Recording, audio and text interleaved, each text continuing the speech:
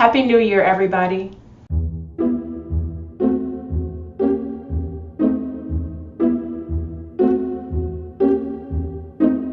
Welcome back to That Cozy Book Nook, everyone. Hi, if you're new, my name is Tori, and today I'm going to be taking you guys through the books that I read in December. I read 7 books in December, majority of which I really enjoyed. There was just one that, oh my gosh, we'll talk about it.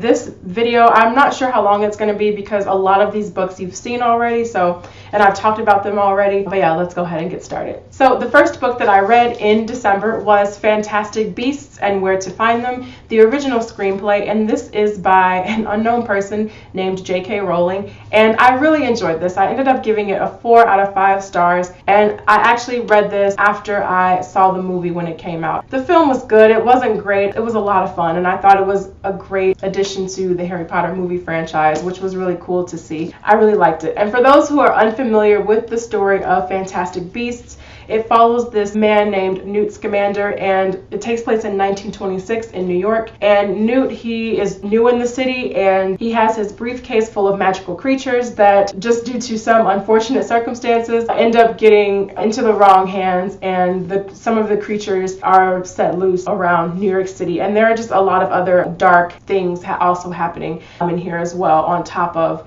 the fact that so many of these creatures are just kind of roaming around. So it's good. If you haven't seen the movie yet, I do recommend it. I really liked it. And this right here was just, it was a great addition to already seeing the film, so I liked it. The next book I listened to the audio book version of, and this was Another Day in the Death of America, A Chronicle of 10 Short Lives, and this is by Gary Young. I listened to this book for a class that I was in last month, and this book, it's hard to talk about for a variety of reasons. Gary Young, he is a British journalist, but he's been living in the States for a few years, maybe like about 10 years, and on average, 7 children are killed across the United States by gun violence, and those are just the ones that are reported. And so Gary Young, he chose a random day in November of 2013. I believe it was November 23rd. If I'm wrong, I'll put it somewhere on the screen. He chose November 23rd, 2013 to find the children who were killed by gun violence on that day. And the age range of these children is between 9 or 10 years old and 18 years old. Gary Young, he doesn't tell you what to feel or what to think. He just presents the lives of these 10 children who were killed, and talks about their family lives, the relationships that they had with friends and teachers leading up to when they were killed on November 23rd. And just in the bigger picture of that, Gary Young is also talking about mass shootings that have happened in the country, like Sandy Hook, and putting mass incidents like that and bringing it down to this kind of scale that goes overshadowed. And it was extremely eye-opening and just really powerful to read, and the book really just forces you to, because I think we're all aware that it happens on this this large scale, movie theaters and churches and schools, and it's so horrific. And at the same time, what happens in local communities kind of gets overlooked. So you're not realizing that communities in California are affected, or in New Jersey and things like that, because of incidents of gun violence in those communities. Regardless of where you stand politically or socially or wherever you are in this conversation, I think this is something that everyone can read and take something from it and just be more aware. I gave this 5 out of 5 stars, and yeah, it was a deep read for me right before Christmas. And the next book that I read in December, you guys have already seen this on my channel a couple of times, and I also did a review for it, and that is The Chimes, and this is by Charles Dickens. This is the second book in his Christmas series. The first is A Christmas Carol. Unlike A Christmas Carol, this is a lot darker, and it takes place around New Year's Eve. This working class man dies, and he then has to watch his family and his acquaintances resume their lives now that he's no longer there, and just the repercussions of that mentally and emotionally. And at the same time, Charles Dickens' classic themes of economic issues and social class issues come into play really strongly in here, a little more heavy-handed than what I noticed in A Christmas Carol. If you want to see the full review, I will link that down in the description box. I think I'm getting these a little out of order. The next book that I read in December was The Art of Uncharted 4, and this is by Naughty Dog. You guys have already seen this on my channel. It was in my Christmas haul, and by the time I filmed the Christmas haul, I had already read this, so yes.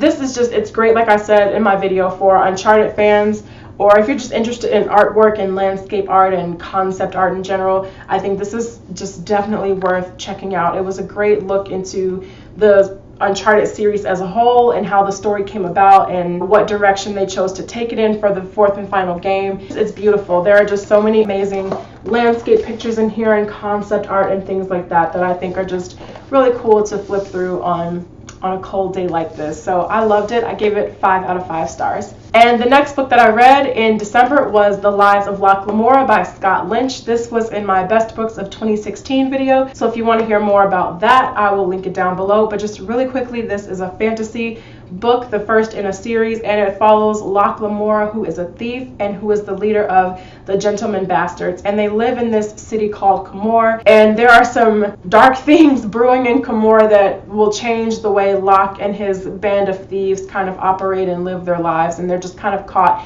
in the midst of the things that are happening around the city. One of my favorite things about this book is definitely the world and the characters. They're just, it's so vivid. You just really feel like by the time you finish that you have lived in this world. It was incredible. So I gave this 5 out of 5 stars. The next book that I read was Alice, and this is by Christina Henry. This book was inspired by Alice in Wonderland, and this is just a much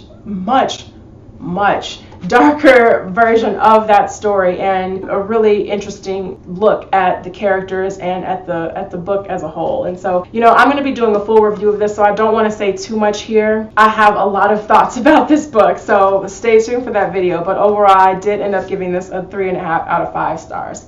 And then the last book that I read in December to finish off the year is one that I am not happy about, and that is A House at the Bottom of a Lake, and this is by Josh Malerman. This is actually a novella. It's extremely short. You know what? I don't even know what to say about this. Do you remember that scene from, if you've seen Silver Linings Playbook, Bradley Cooper's character literally tosses the book out the window and says some expletives in the process? That is literally how I felt when I finished this book. I've never been that upset. This is just, oh my goodness. It sounds so promising, right? And it sounds so interesting. I mean, it's a house at the bottom of the lake. How cool. No.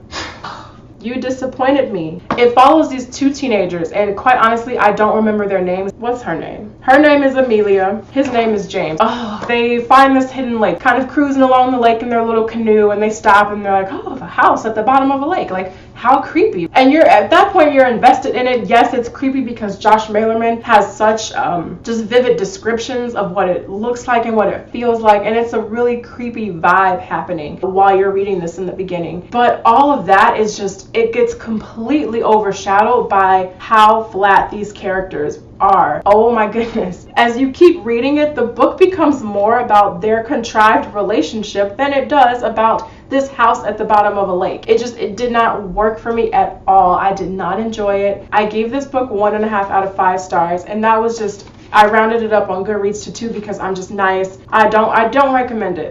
If it sounds interesting to you and you just want to check it out just to be curious, then I would say, yeah, go ahead and read it. But I didn't like this at all, and I'm actually kind of upset that I ended my 2016 with this book. There's that. Ugh. So yeah, that was my December in books. I really hope you guys enjoyed this video. If you did, go ahead and give it a thumbs up. Thank you all so much for watching, and yeah, until the next video, stay cozy everyone. I'll catch you guys next time.